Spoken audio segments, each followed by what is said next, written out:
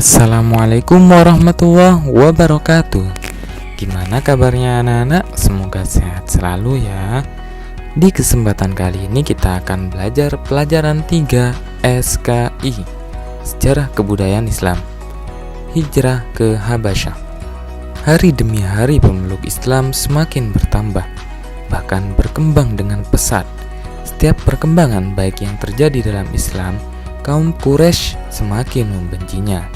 Mereka tidak henti-hentinya menyiksa kaum muslimin. Untuk melindungi kaumnya dari kafir Quraisy, Nabi memerintahkan kaum muslimin untuk hijrah ke Habasyah. Bagaimana perjalanan kaum muslimin ke Habasyah? Apakah hijrah mereka berjalan lancar atau ada kesulitan yang menimpa mereka? Yuk kita cari tahu jawabannya. Tapi sebelum itu jangan lupa klik tombol subscribe di bawah ini dan kita berdoa. Bismillahirrahmanirrahim. Raditu billahi rabba wa bil islami dina wa bi muhammadin nabiyyan wa rasula. Rabbi zidni ilma warzuqni fahma. Amin ya rabbal alamin. Hijrah berasal dari bahasa Arab yang artinya meninggalkan, menjauhkan dari, dan berpindah tempat. A. Peristiwa hijrah ke Habasyah. Kepedihan yang sangat dalam dirasakan oleh Nabi Muhammad SAW melihat kaum muslim disiksa, dianiaya oleh kafir Quraisy, sehingga Nabi berpikir untuk memindahkan kaum muslimin untuk sementara waktu ke negeri lain. Kemanakah itu? Ya benar, ke Habasyah. Tempat itu diperintah oleh raja dan tidak ada seorang yang dianiaya di sana. Peristiwa hijrah ke Habasyah terdiri atas 2 tahap. Tahap pertama, pada bulan Rajab tahun kelima kenabian, serombongan kaum muslimin Mekah berhijrah ke Habasyah. Nabi tidak mengikuti perjalanan hijrah ke Habasyah. Rombongan kaum muslimin tersebut hanya berjumlah 14 orang. Rombongan hijrah ini dipimpin oleh Utsman bin Affan. Di dalam perjalanan hijrah, mereka berangkat secara diam-diam anak-anak di tengah malam untuk keluar dari Mekah berjalan menuju tepi pantai. Sampainya di pelabuhan Syuaibah secara kebetulan dan atas izin Allah, ada 2 kapal yang hendak berlayar ke Habasyah. Mereka berlayar mengarungi Laut Merah ke negara Habasyah di benua Afrika. Sesampainya di pantai Habasyah, sungguh benar yang dikatakan Nabi bahwa Najasyi, yaitu rajanya Habasyah, menyambut dan menerima kaum muslimin dengan baik.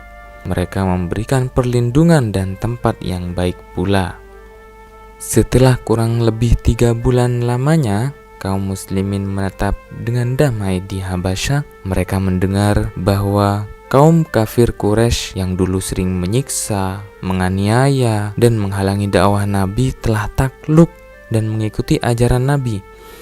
Akhirnya mendengar kabar itu anak-anak, semuanya kembali pulang ke Mekah. Namun sesampainya di Mekah, mereka baru menyadari bahwa kaum kafir Quraisy masih menguasai Mekah. Dan berita takluknya kaum kafir Quraisy itu adalah suatu kebohongan yang direkayasa, karena juga ketidakpahaman bahasa penduduk Habasyah yang mengakibatkan mereka kembali ke Mekah. Hijrah Habasyah tahap kedua.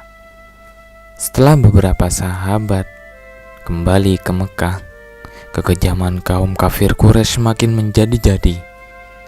Akhirnya Rasulullah memerintahkan yang kedua kalinya untuk hijrah ke Habasyah. Waktu itu rombongannya berjumlah 101 orang. Namun pada tahap kedua ini tidak semudah pada tahap pertama hijrahnya. Namun atas izin Allah, Para sahabat pun bisa sampai ke Habasyah, dan di sana mereka disambut baik oleh Raja Najasyi. Namun setelah itu anak-anak tidak berlangsung lama, kaum kafir Quraisy memerintahkan dua orang, yaitu Amr bin As dan Abdullah bin Abi Rabi'ah menghadap Raja Najasyi untuk mengatakan bahwa mereka keberatan atas hijrahnya kaum muslimin meninggalkan Mekah. Mereka menyogok dengan memberikan hadiah-hadiah kepada para pembesar untuk dapat meyakinkan Raja Najasyi. Namun Raja Najasyi tidak tergiur begitu saja, karena ia merupakan raja yang bijaksana dan ia tidak mau mengusir kaum muslimin tanpa alasan yang jelas. Hingga pada akhirnya raja menyuruh pengawalnya untuk membawa kaum muslimin ke hadapannya. Raja bertanya, agama apa ini yang sampai membuat tuan-tuan meninggalkan masyarakat tuan sendiri? Tetapi tidak juga tuan-tuan menganut agamaku atau agama lain. Dan dikala itu juru bicara kaum muslimin adalah sepupu Rasulullah sendiri, yaitu Ja'far bin Abu Thalib, yang menjawab pertanyaan Raja Najasyi. Paduka Raja, ketika itu kami masyarakat yang bodoh. Kami menyembah berhala, bangkai pun kami makan, segala kejahatan dilakukan, memutus hubungan kerabat, dan yang lainnya, sampai Tuhan mengutus seorang utusannya dari kalangan kami yang sudah engkau kenal asal-usulnya, jujur, amanah, bersih. Dia mengajak kami menyembah kepada Allah yang Maha Tinggi, meninggalkan batu-batu dan patung-patung yang selama ini kami dan nenek moyang kami sembah. Dia melarang kami untuk saling menyakiti dan saling membunuh. Selanjutnya disuruhnya kami melakukan sholat, zakat, puasa, dan lainnya. Oleh karena itulah masyarakat kami memusuhi kami dan menyiksa kami, menghasut supaya kami meninggalkan agama kami dan menyembah berhala kembali. Oleh karena itu kami hijrah ke negeri Tuan. Tuan jugalah yang menjadi pilihan kami. Senang sekali kami berada di dekat Tuan dengan harapan di sini tidak ada penganiayaan. Setelah mendengar pernyataan Ja'far dengan penuh kesungguhan, Raja bertanya, adakah ajaran Tuhan yang dibawanya itu dapat tuan-tuan bacakan kepada kami? Kemudian Ja'far membacakan surah Maryam. Mendengar isi surah Maryam tersebut, Raja dan para pembesarnya terkejut. Ayat-ayat Al-Quran tersebut membenarkan isi kitab Injil, sehingga mereka tidak percaya dengan utusan kaum kafir Quraisy dan menyuruhnya mereka meninggalkan istana. Kaum muslimin saling memandang dengan penuh syukur. Akan tetapi anak-anak usaha Amr bin As dan Abdullah bin Abi Rabi'ah dalam meyakinkan raja tidak berhenti sampai di situ saja. Mereka mengatakan bahwa kaum muslimin menuduh keji kepada Isa dan Maryam. Mendengar itu, Najasyi terkejut dan manggil kaum muslimin dengan tenang. Ja'far menjawab tujuan tersebut. Tentang dia, Isa, pendapat kami adalah seperti yang dikatakan Nabi kami. Dia adalah hamba Allah dan utusannya, rohnya dan firmannya yang disampaikan kepada perawan Maryam. Setelah mendengar itu, Raja Najasyi berbinar. Ia yakin akan kebenaran ajaran yang dibawa oleh Nabi. Kemudian Raja berkata, demi Allah, sesungguhnya ini yang dibawa oleh Isa alaihissalam. Berbahagialah kamu dan siapa yang besertamu. Dan aku meyakini bahwa sesungguhnya Nabi Muhammad adalah Rasulullah. Jika aku tidak dalam tugas kerajaan, tentu aku datang kepadanya hingga aku mencium terompahnya. Inilah bukti Raja telah menyatakan keislamannya. Raja kemudian memerintahkan kaum kafir Quraisy kembali ke Mekah. Kisah sujudnya kaum musyrikin dan kembalinya kaum muslimin dari hijrah tahap pertama. Pada bulan Ramadan di tahun kelima kenabian, Nabi pergi ke Masjidil Haram. Ketika itu ada banyak kaum kafir Quraisy dan para pembesarnya berada di sana. Kemudian berdiri di tengah mereka sembari melantunkan Al-Quran surah An-Najm tanpa sepengetahuan mereka. Orang-orang kafir Quraisy sebelumnya tidak pernah mendengar langsung kalamullah, karena salah satu upaya mereka menentang ajaran Islam yaitu dengan cara membuat kegaduhan saat mendengarkan bacaan Al-Quran.